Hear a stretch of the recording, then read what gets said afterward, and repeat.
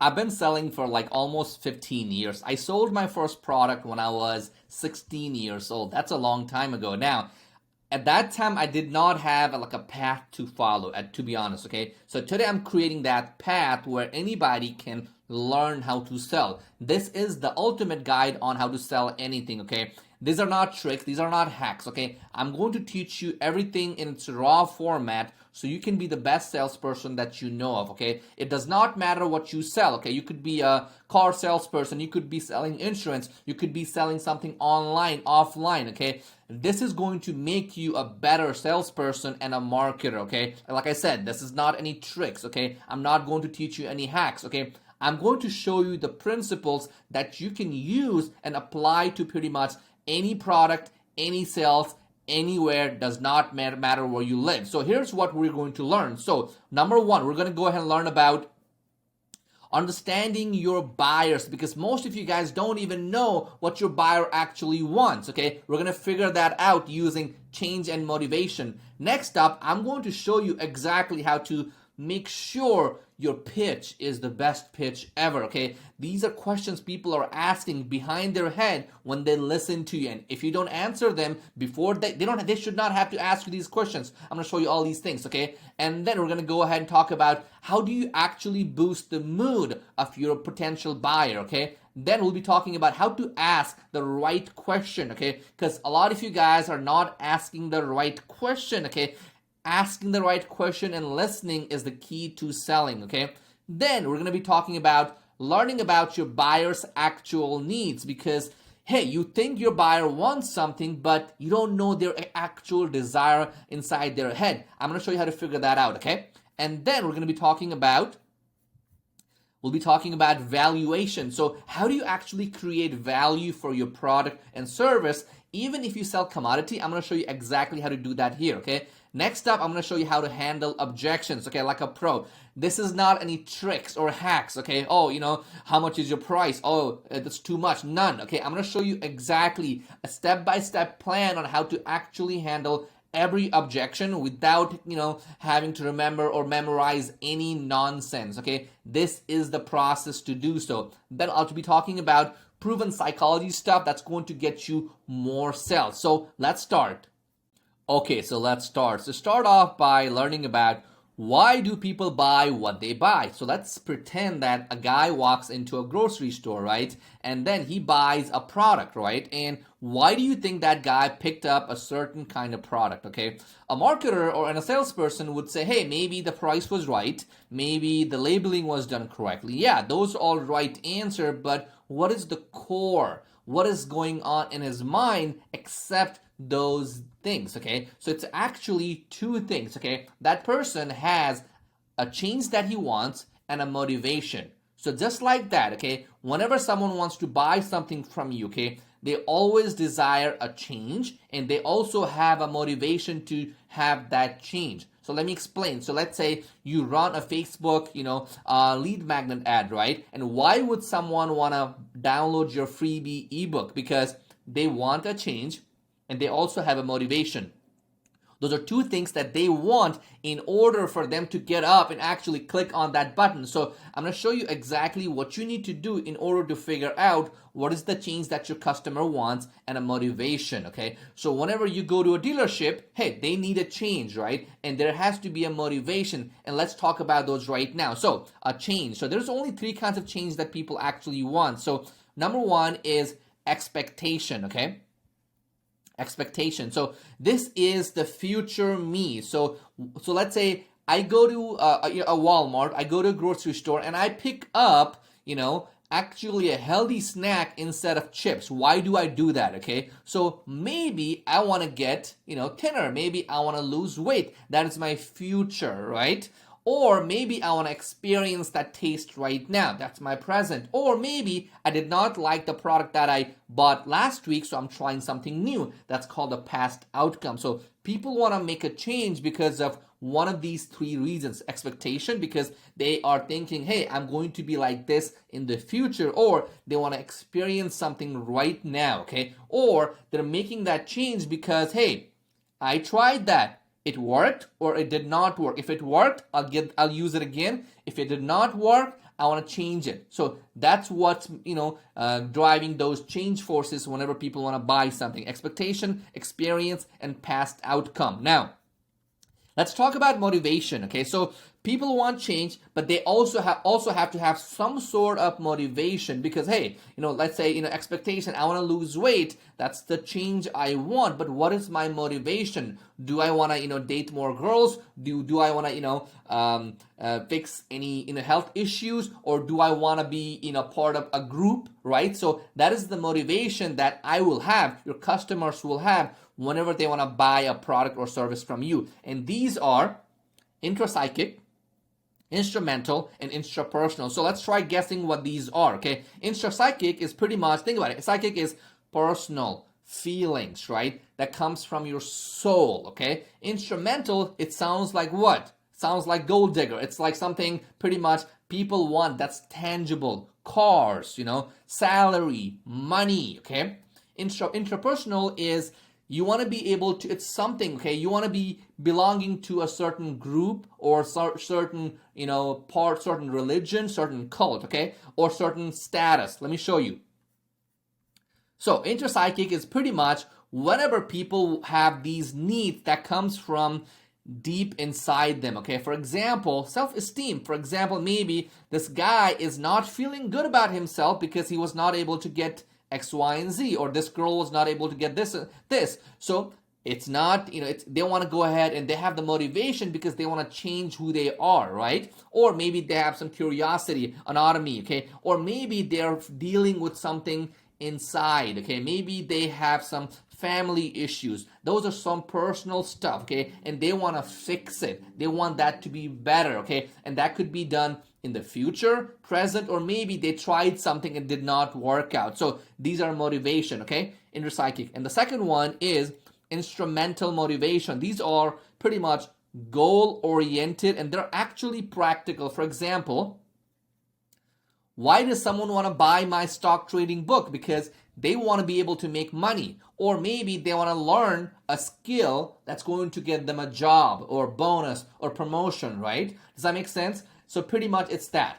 So efficiency, okay, reward seeking, all these things, these are called instrumental. So whenever you're looking at these things, you have to think about, hey, what are my buyers of your products, right? What is their motivation to get my product, right? You have to think about that, okay? And you have to craft your message based on that. So that way you can talk to them in the right manner. Because if your advertisement and your message is not matching up, it's not gonna work. So think about that whenever you're listening to this, okay? So last one is intrapersonal motivation. So this is the desire for people to belong to something that's going to give them status or social acceptance or affiliation. For example, why do you think, some people want to, ride those motorcycles? Maybe it's not because they like bike. Maybe they want to be friends with those kind of people. Why do you think people go to church or temple or, mosque, whatever? Because they want that, they think that's a social approval. Religion is the biggest, interpersonal motivation because people like being a part of that, okay? Because they think it's going to get them the social approval. Does that make sense? Status seeking. So why do you think people like buying, Rolex? Okay, Rolex and a cheap Casio watch, they tell you the same time. Why do you think, people, whenever they ride on a plane, why do you think some people buy business class and some buy economy? Well, there are different motivation for different kind of people, right? So we can argue that some people want it because of interpersonal. Okay, some people actually want the comfort, right? So it just depends on the person that you're talking to and your product. So let's go ahead and revise this right now. So whenever you have a product, right? So whenever you're selling something, you have to remember that, hey, people are buying that product because of two reasons, okay? The change and the motivation that they have, okay? And I'm going to show you exactly how to figure this out by asking the right question, but you should have this in back of your mind when you're listening to them. Hey, they're like, hey, I tried something, but it's not working out. So they're trying it because they tried something in the past, right? And they're like, oh, I want this because I want to become, associated with X, Y, and Z. So the change is past outcome and motivation is interpersonal. Does that make sense? Or maybe someone comes to you and tells you, hey, I want to lose weight. so I can go and find the woman of my dream. So you know the change that they want is expectation, right? And the motivation that they want is inter-psychic, or maybe it's instrumental. It just depends on the context. Does that make sense? So now you know exactly how to figure out why exactly do people buy your products. Okay, now the pitch. So whenever you are selling something to someone, right? So you are pitching it to them, right? So in subtle way, you have to be able to answer these 5 questions that is going to be on their mind whenever they are listening to you. So might as well you just answer these questions in your pitch. So a couple of things that you have to answer during the sales presentation or whenever you're talking to them. So a couple of things. So number one is why change? Okay, why should they actually change what they are doing? So remember, we talked about those change, right? So you might want to link up the change with maybe a pain point that they're having. Maybe they can't play with their kids because they're overweight. Maybe they can't find their date or wife because or husband because they're overweight. So you have to be able to find the change. Okay, the change could be any pain point. Okay, maybe a business is not able to get enough people in their business and they're losing money. So why change? Okay, that's number one. Okay, number two is why now? Why is it the right time? The time wise, right time to actually go ahead and do or buy this product. Okay, so sometimes maybe the school season is coming up. Maybe it's right for their business. Maybe this is the first quarter, okay? Maybe there's something going on, internal or external factor that makes it the right time to do it right now. Maybe you're running one of the best deals, okay? Maybe you have limited slots, okay? Maybe you have some sort of, limited stocks or something, okay? You have to be able to, tie up the change with the timing. Why is it right now the best time to do it? Because if this is not the best time to do it, I'll just do it later. And people just go ahead and just, say tata bye-bye to you and then buy from someone else, right? So why is now the right time to buy? And number 3, okay? So number 3 is why your industry. Now, a lot of people don't do this, okay? Before you can sell whatever you are selling, you have to be able to pitch your industry, your category, okay? There is a different video I did about creating your own category, but that's a different story. But before you can sell your stuff, your company, your product, you have to actually pitch the entire industry. For example, okay, so whenever I'm talking to a client there, and before I pitch them, hey, we can go and fix these things on your landing page, I tell them about CRO, conversion rate optimization. I tell them why CRO is important, because even before I pitch myself, my company, my product, I want to make sure that the person knows why this is important. Why is copywriting important? Why is, having a CPA important? Okay, so let's say your client is a CPA, right? They do taxes, right? Now, it's a commodity because there's so many, CPAs, there's so many accountants, but why should someone actually hire a CPA and accountant?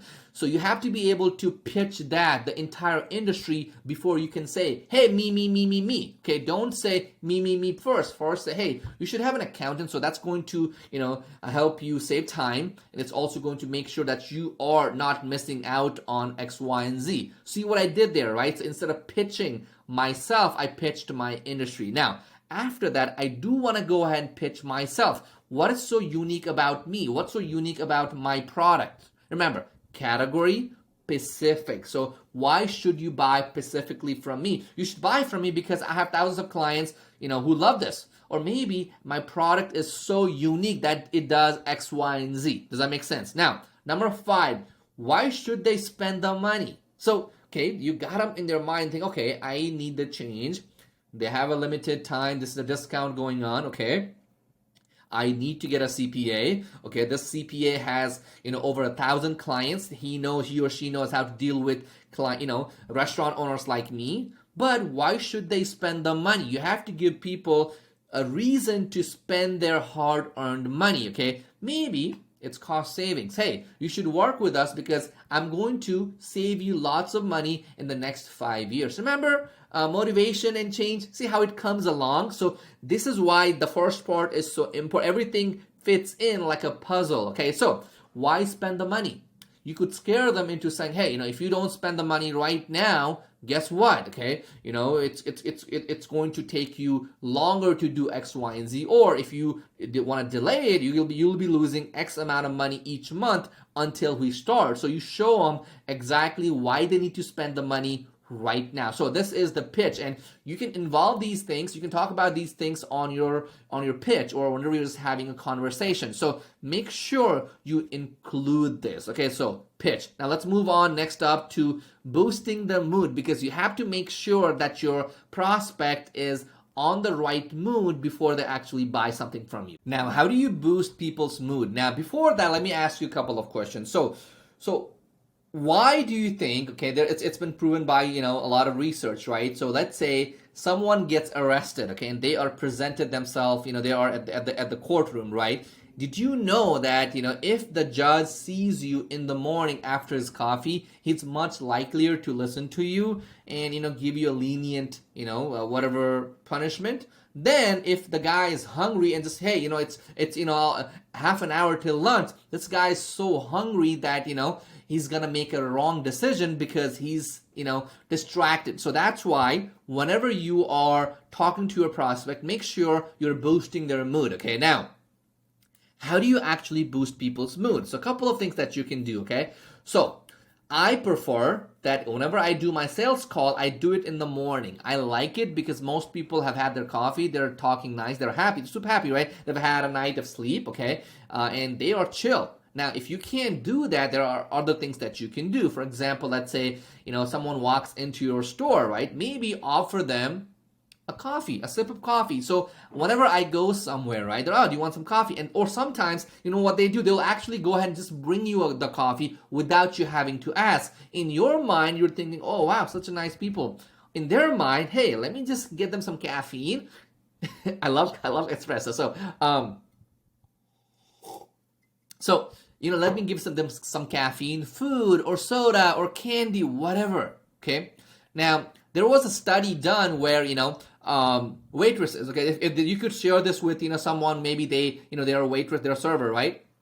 So if you give them some sort of like maybe a candy or two, pulling out from your pocket, not the one that's like left over outside of the restaurant, right? Maybe the server pulls out a candy and gives it to along with their receipt or along with their bill. Like, hey, I have something for you. You actually show them, hey, there's something, you pull it out of your pocket, they actually get more tip because you actually make them optimistic, that you boost their mood, okay? You see what I mean, right? So you could offer them soda, food, etc. Now, what if you're doing the call like on a Zoom call or like it's virtual, right? So some things that you can do is you can lighten up the mood by talking, having some sort of humor. What I like to do is I always like to have some sort of funny story to tell. Now, I'm not a funny guy, but guess what, okay? If you practice enough, you'll be funny. Trust me on this, okay? Being funny is not, you don't just become funny out of thin air. You could learn a joke. You could learn to tell a story that you could tell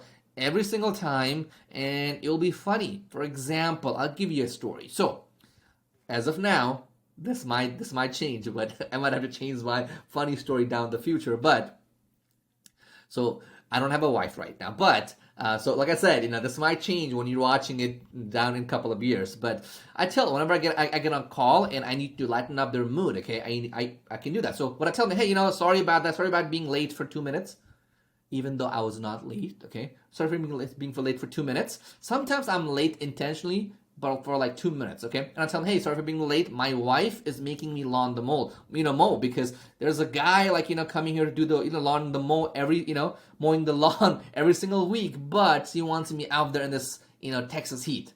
So guess what I did? If that person also is married and has a wife, he can relate. Again, I'm not married, okay? You see what I did there, right? So something else that I do, okay? So, again, like I said, I'm a professional trained salesperson, okay? Keep that in mind. So, let's say I'm talking to, again, I hope, I'm trying to be politically correct, but that's not the time, that's not me. But let's say I'm talking to African American or black people, okay? I have black friends, so don't judge me. So let's say I'm talking to an African American, and then, instead of, I could make some sort of, joke. I could do that. Being a brown person, I can do that. If I talk to someone Indian looking, I'm not Indian, but I'm Indian looking, right? I could make an Indian joke. Okay, I could. I could start the entire call by saying, "How are you doing, my friend?" The guy is going to be shocked because he's going to be like, "Hey, I have to listen to his accent." You see what I did there, right? So I do this like, on my presentations. See, these are not new things that I have to learn. These are things that I've thought about and how can I use what I have to my advantage? I go to a speaking engagement. I can't do this all the time, but if I haven't done this in a while, I'll start my entire presentation by saying, "Hello guys, how are you doing? Today I'll start off that because I want people to be like, hey, something like that, okay? Or if I go to, let's say, if I'm in Oklahoma, right? And, I know what is Oklahoma? Oklahoma has a lot of Trump fans, the Republicans, right? Maybe I'll start off a joke with saying, "Hey, Brendan," something funny, okay? Remember, I told you, in sales, okay, there is no Republican, there is no Democrat. They're all your customers, okay? There's no Christian, there is no Hindu, there is no Muslim. These are all customers, okay? I do not care, to be honest. And if you want to be good at sales, that's how you should be. Because remember, your job as a salesperson is to sell. It's not to segregate people, and you can use those things to create humor, okay? Then we go to chit chat and rapport. Same thing, okay? Again, you can learn these things, okay?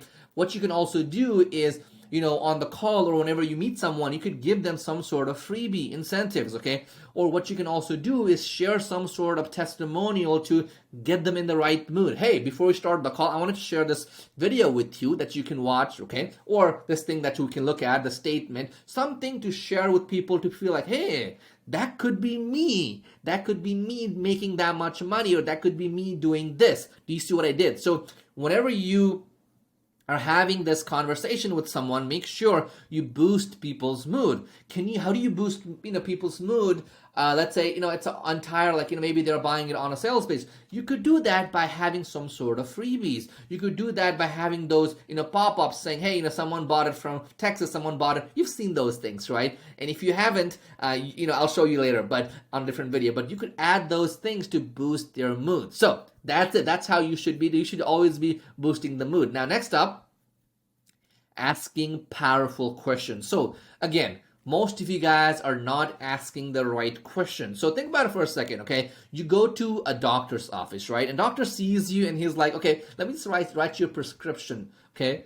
More than likely, the doctor has written the same prescription he would have written you after listening to you. Let's be honest, okay? Because he has read your problems sometimes, right? Or sometimes, but you don't feel good because, he did not listen to you, right? Or maybe doctor, as being a doctor, maybe he needs to, tear down listen to everything that's going on with you in order to give you the best solution.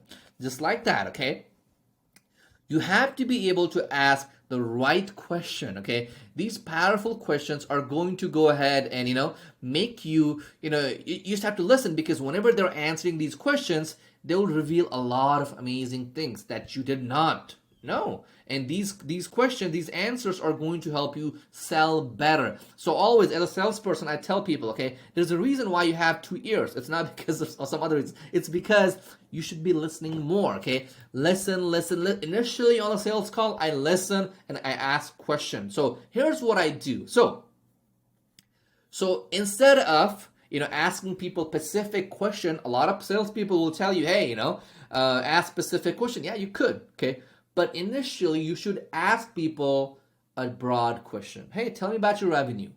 Then you can go down and talk about their expenses, and then you can go and tear it down to a category. Okay, start off with a top topic. So why? Okay, so when you tell people, hey, let's go and talk about your revenue. Let's go and talk about your marketing. So see, I was broad, right? So whenever you say that, in their brain there is million things going around, but it's limited to the topic, the marketing or the sales, okay? So get them to focus, okay, on this one topic. And that way, and at that point, they're going to start babbling about things that's going on, okay? You listen and you ask a specific question based on what they have told you.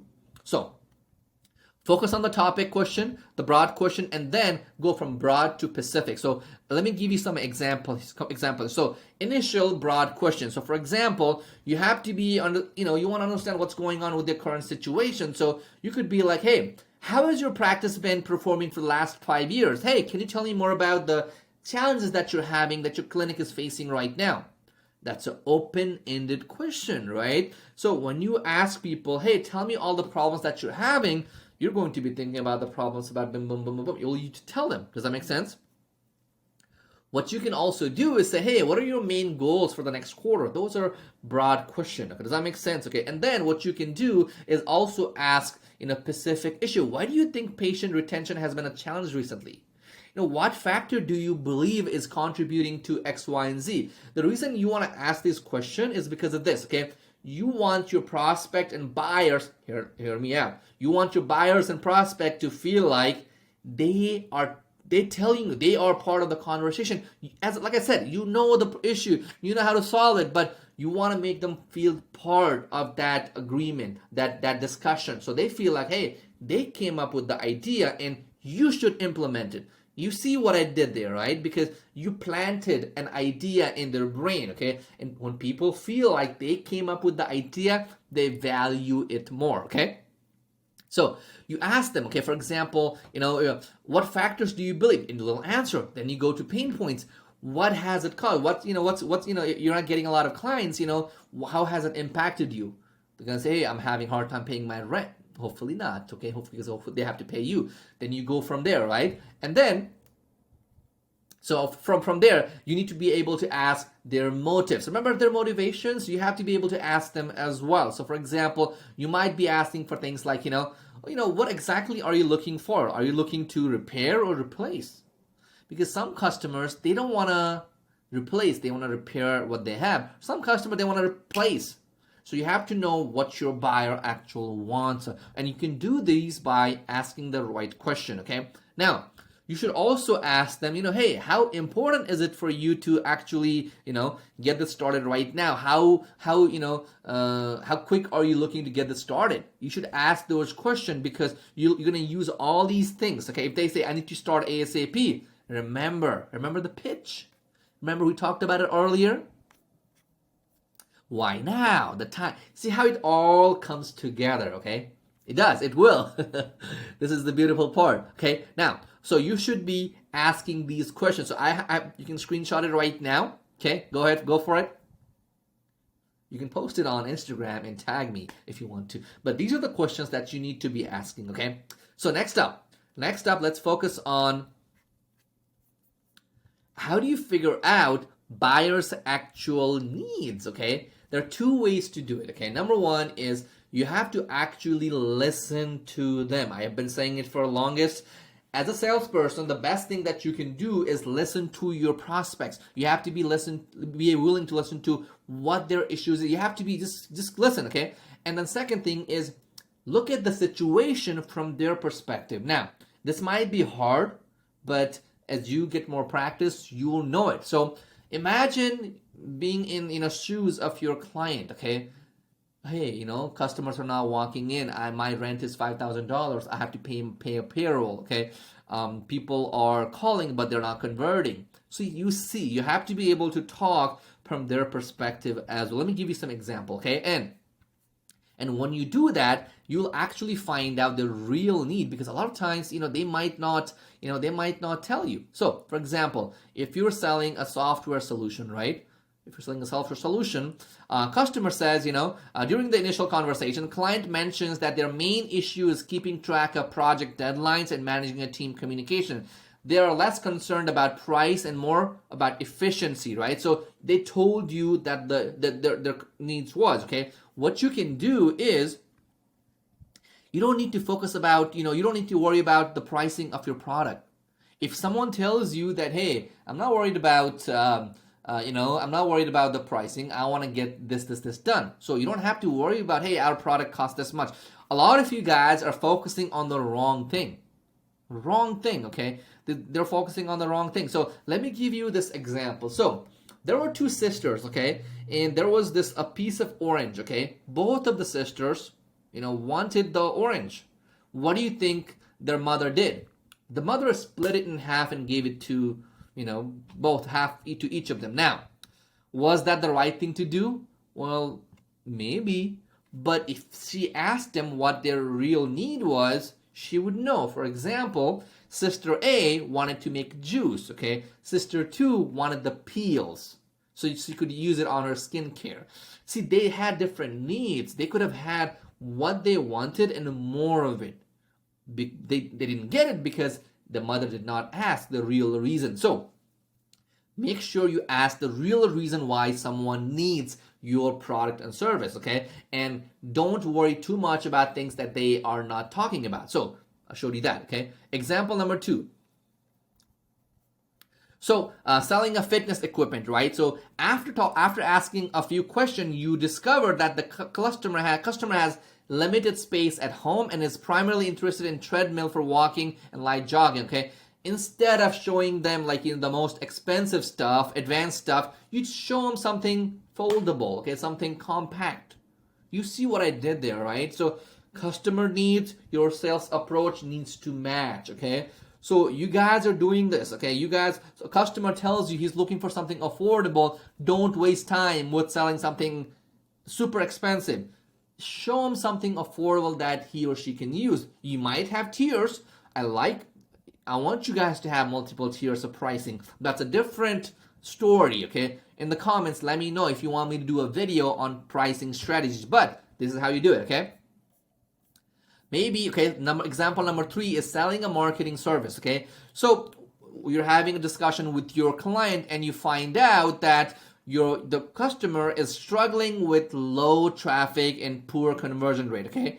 They want to go ahead and find a solution so they can drive their sales, okay? So what you do is instead of, talking about SEO and things like that, you talk about PPC. Okay, maybe you want to go ahead because, it's going to show them the, fast results. Does that make sense?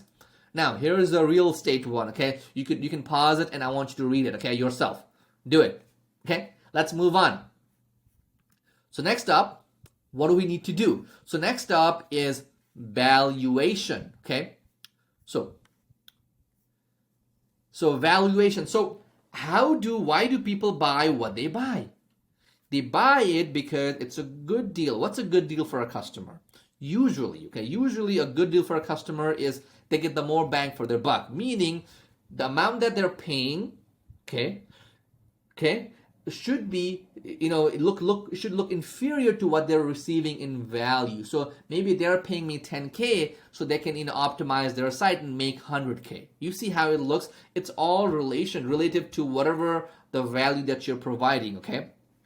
Keep that in mind, okay? And make sure you always connect the value of your product and service with the motivation that we talked about earlier, right? So the valuation, keep in mind, what is their motivation?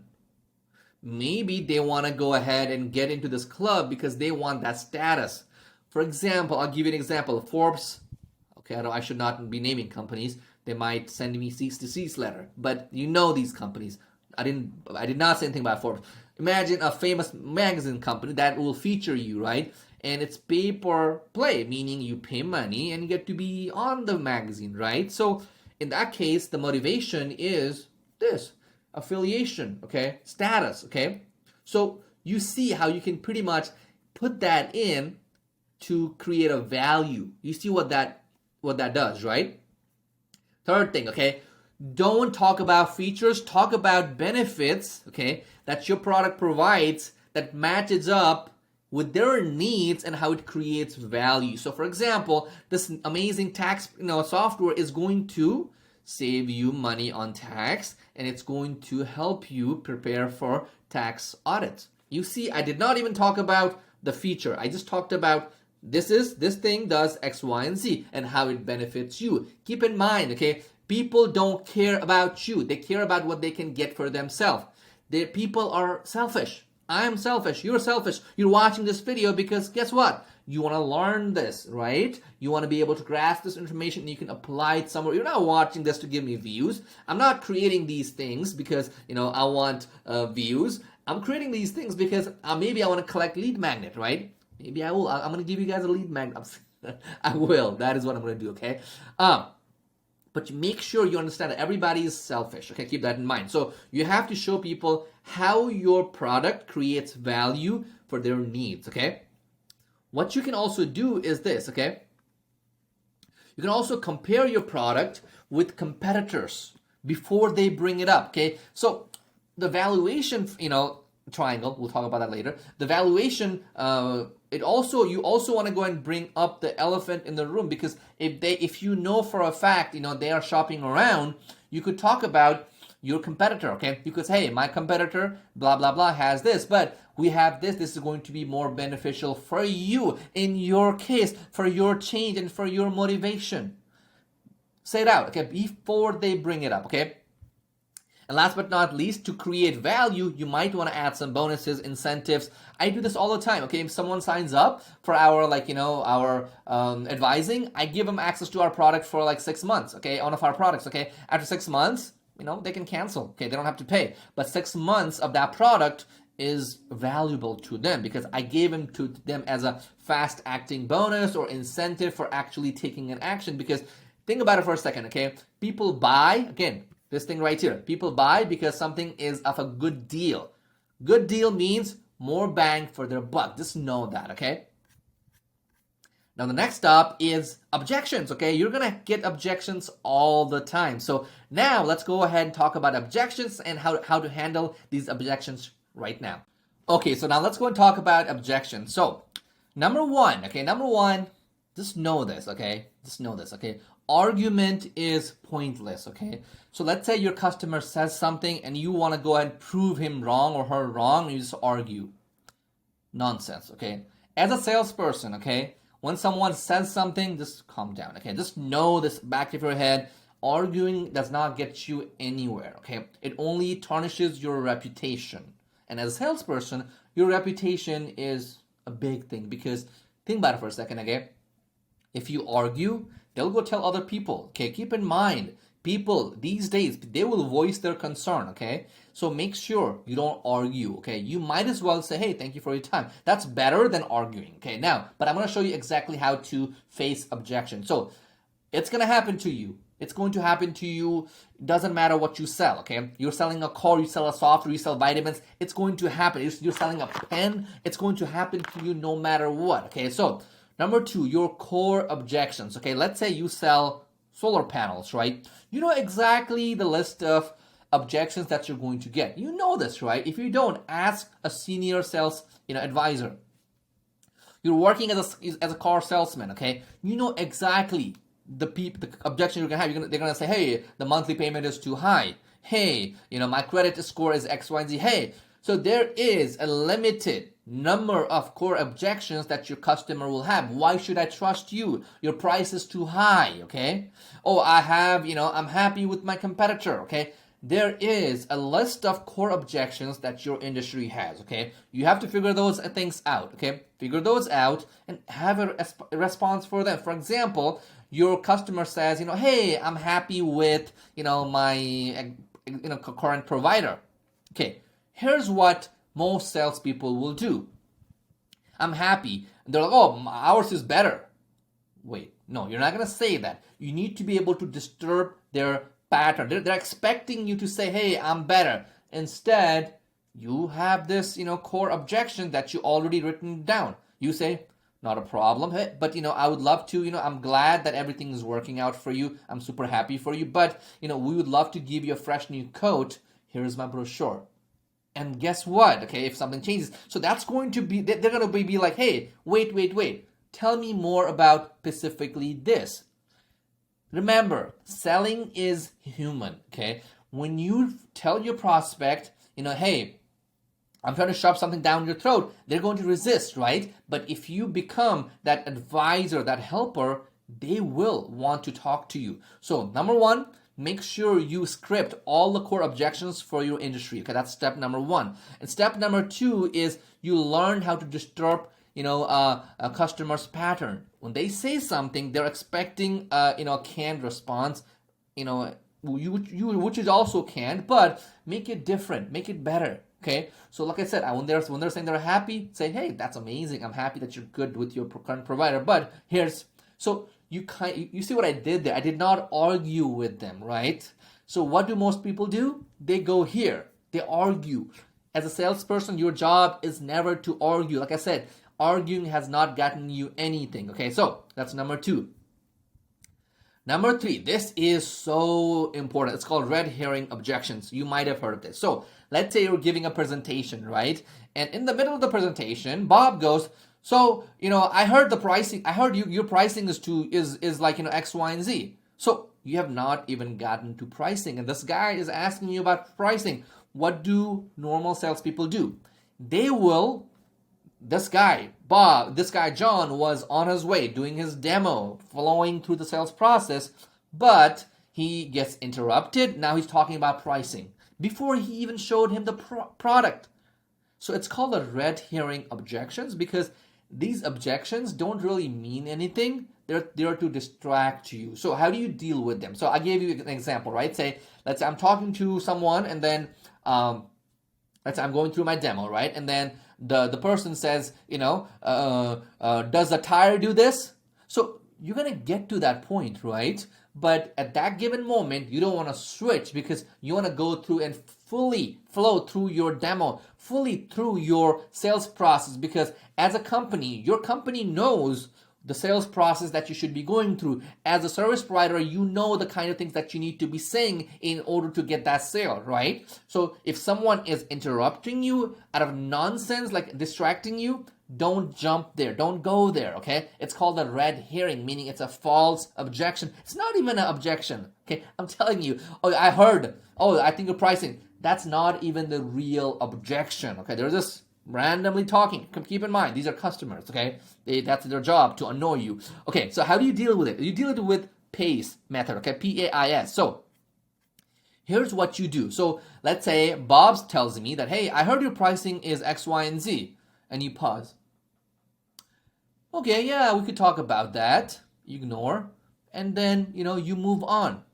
You say, yeah, we could talk about that in a bit. Then you get back. You do not talk about entire pricing thing right now.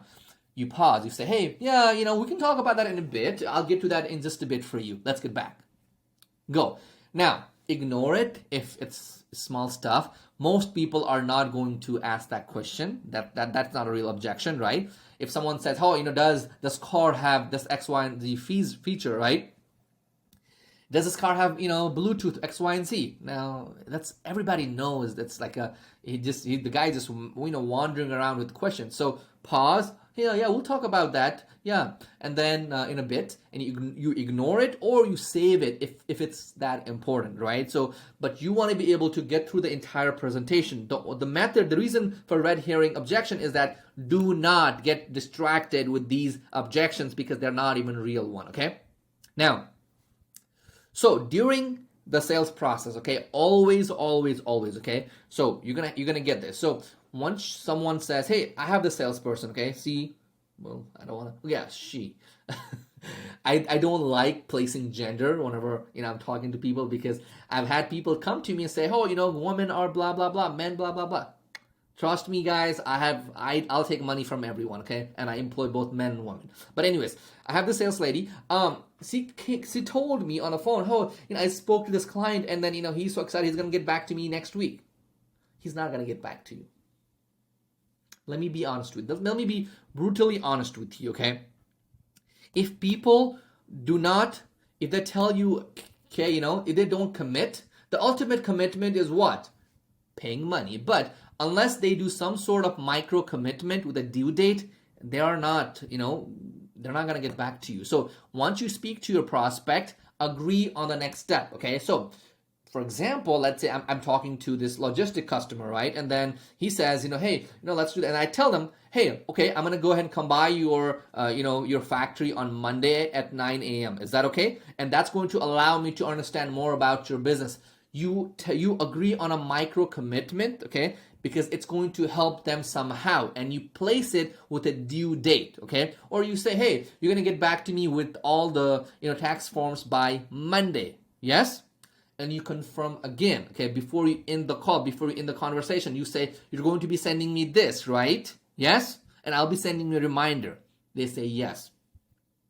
So make sure before you end the call, okay, before you end the conversation, there's some sort of agreement, micro agreement. If the sales process, for example, our sales process is about, cycle is about a week, right? Customer sees our ad, they book a call, discovery call, we figure out, and then second call and third call they pay, right? That's how it's been. Sometimes, sometimes they'll pay us on first call, but most of the time it's the second or third call that they pay us on, right?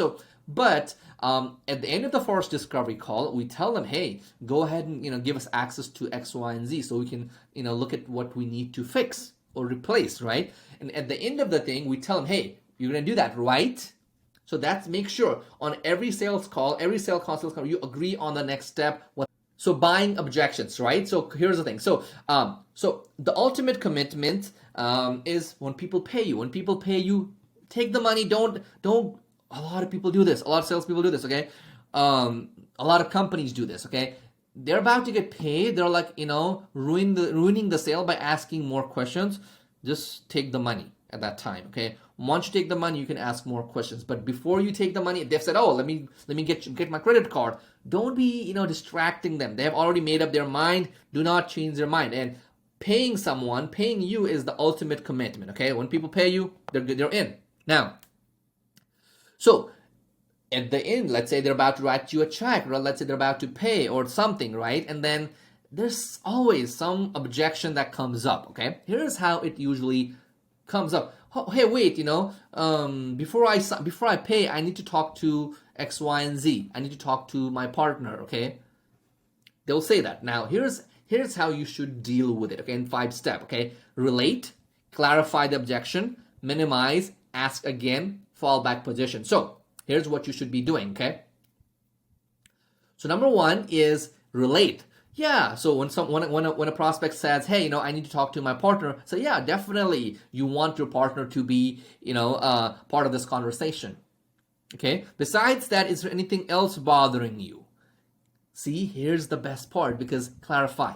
So when you ask him or her, is there anything else stopping you from signing this deal?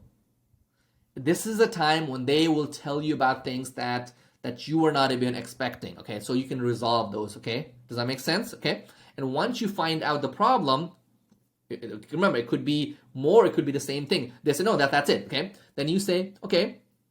Then you reinforce, minimize the objection, meaning, okay, you can talk to your partner, but, we need to get it started right now so we can stay on track. So relate, clarify, and minimize the objection. Say, yeah, we could talk to your partner, but we need to get started right now so we could fix it. If we wait a little longer, it's going to cost you it's going to be X, Y, and Z. You'll be losing more money, X, Y, and Z, okay? And then you ask again, let's go and get the deal right now. You relate, clarify, minimize, and you ask for the deal again, okay? If they give you the deal right now, take it, okay? Now, if they still say no, if they still say something else, okay? Fallback position, okay? This is what you can do. If someone says, hey, I don't want it, okay? If they tell you things and then they're like, okay, I don't want it anymore. Your fallback position is your downsell. We call it the downsell, okay? So it's called the partial commitment. So fallback position is what can you do in order to get them on board? So for example, if it's a software, I tell them, hey, let me just go ahead and sign you up for the trial right now. Try it for 15 days and we can go from there. Does that sound like a good plan? Sounds like a good plan. Or you could say, hey, that's okay, that sounds good. Are you willing to go ahead and deposit 20% right now so that we can, reserve your slot here? See what I did there, right? So I got them to somehow do a mini commitment. Make sense? So relate to the problem that they're having, right? They tell you, hey, this is, I feel you. That's true. Do not argue, okay? Relate with them, okay? Then you say, okay, is there anything else besides the pricing? Is it just the price is too high that you clarify, you minimize. The price is high because keep in mind, we don't do things twice. We want to do things right the first time. Let's go ahead and get the deal done right now. At this point, they should pay you, right? If not, you have your fallback position. So does that make sense? So that is the ultimate guide, a process on so that is the guide on how to deal with objection. Let's go ahead and move on to proven psychology now. Okay. So these are things that you can do in order to boost your sale. For example, okay, social proof. Okay, social proof is there's a copy of my book. Trust me, I am not trying to sell you a copy of this book. I just want to tell you more about it. Give me a second. So, social proof, right? Social proof is pretty much when, you show them testimonials before they come to the call or on the sales page, okay? And keep in mind that whenever you're selling something, make sure you customize the options are minimum. The more the options, the worse they are, okay? Number 3 is storytelling. If you tell a story about the product, the service, how it's going to help them and things like that. If you tell a story about your existing client, they will remember you. Do these 3 things. Okay, now there are many things that you can do that's been proven by science in order to help you sell. Okay, it's on my book called Cognitive Factor. Okay, let me show you the book right now. Okay, so this is the book called Cognitive Factor, and we cover all these things. Okay. Again, you don't have to buy this, to be honest. Like I said, you can Google this and you can find it out yourself, but there's so many things that you can do in order to get people to buy, okay? Empathy gap, okay? Visual anchors, there's so many things. So, but if I were to, tell you to focus on 3 things, these would be social proof, fewer option, and storytelling. I hope you enjoyed this session on ultimate guide on how to sell anything. If you enjoyed this, make sure to give me a follow and, because I'll be posting more videos just like this. I'll see you on the next video.